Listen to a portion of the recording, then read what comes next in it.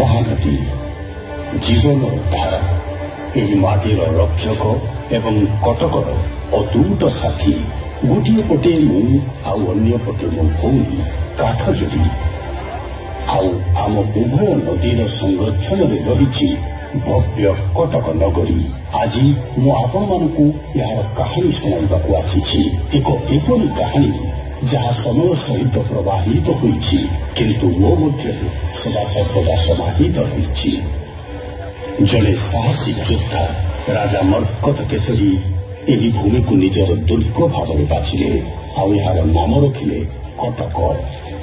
ଏକ ଏପରି ଭୂମି ଯାହା ଅରାଜକତା ଠାରୁ ଦୂରରେ ଶାନ୍ତିର ପ୍ରତୀକ ହେଲା, ଆଉ ଦୁଇ ନଦୀର ମଧ୍ୟରେ ଏକ ସୁରକ୍ଷିତ ସ୍ଥଳୀ ହୋଇ ରହିଲା। ଅନେକ ଶତାବ୍ଦୀ ବିତିଗଲା, ଆଉ ସମୟ ଆସିଲା ମହାନ ଗଙ୍ଗବଂଶର ରାଜା ଅନଙ୍ଗ ଭୀମଦେବ ତୃତୀୟଙ୍କର।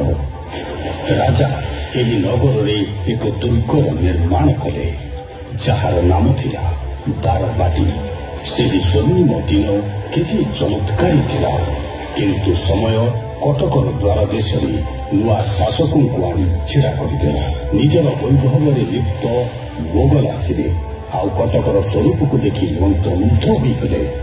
ସେମାନେ ଏହି ଅଦ୍ଭୁତ ନଗରୀକୁ ଅଭିନବ ବାରାଣସୀ ଅର୍ଥାତ୍ ନୂଆ ବାରାଣସୀ କହିଲେ। ମୋଗଲମାନେ ଏଠାରେ ମସଜିଦ ଏବଂ ମିନାର ନିର୍ମାଣ କଲେ। ସେତେବେଳେ ଲାଗିଲା ଯେପରି କଟକର ମୁକୁଟରେ ରତ୍ନ ଖଚିତ ହୋଇଛି, କିନ୍ତୁ ଏ ସମୟ ମଧ୍ୟ ବଦଳିଗଲା। ପୁଣି ମରାଠା ଆସିଲେ। ସେମାନେ ବ୍ୟାପାରୀ ବି ଥିଲେ ଆଉ ଯୋଦ୍ଧା ବି। ସେମାନେ ବ୍ୟବସାୟକୁ ପ୍ରାଧାନ୍ୟ ଦେଲେ, ଆଉ କଟକକୁ ଏକ ବ୍ୟବସାୟିକ କେନ୍ଦ୍ରରେ ପରିବର୍ତ୍ତନ କରିଥିଲେ। ନୂଆ ଭାଷା ଆଉ ସଂସ୍କୃତି ଏଠାକାର ପବନରେ ସ୍ୱାଧୀନ ଭାବରେ ଛୁଇଁବାକୁ ଲାଗିଲା। ଜଳର ହଲଚଲ ଭୟାନକ ଭଙ୍ଗୀରେ ବଦଳିଗଲା, କାରଣ ଇଂରେଜମାନଙ୍କ ଆଗମନ ହୋଇସାରିଥିଲା। ସେମାନେ 1803 କଟକକୁ ଅଧିକାର କରିନେଲେ, ଏହାକୁ ନିଜର ସାମ୍ରାଜ୍ୟରେ ବାନ୍ଧିଦେଲେ।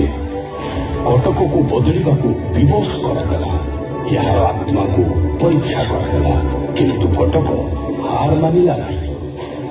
କିନ୍ତୁ ଯେପରି ବିନାଶ ପରେ ପୁଣି ନବ ସୃଜନ ହୋଇଥାଏ, ସେହିପରି କଟକର ସ୍ୱର୍ଣ୍ଣିମ ଦିନ ପୁଣି ଫେରିଲା। ସ୍ୱାଧୀନତା ପରେ କଟକ ପୁଣି ଗର୍ବର ସହିତ ମୁଣ୍ଡ ଟେକିଲା। ଆଜି ଏହାକୁ ମିଲେନିୟମ ସିଟି କୁହାଯାଉଛି। ଆଜି ଏହାର ଗଳି ସକାଳ ପରି ଚମକୁଛି।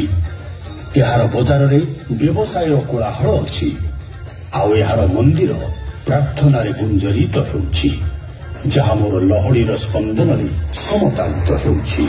ମୋ ପ୍ରିୟ କଟକ ଆଜି ମଧ୍ୟ ଅଦ୍ଭୁତ ଶକ୍ତିରେ ଚକମକ ହେଉଛି।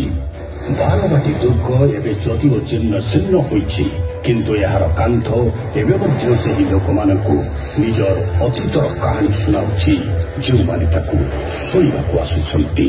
ନଗରୀର ଅନ୍ୟପଟେ ନେତାଜୀ ସୁଭାଷ ଚନ୍ଦ୍ର ବୋଷ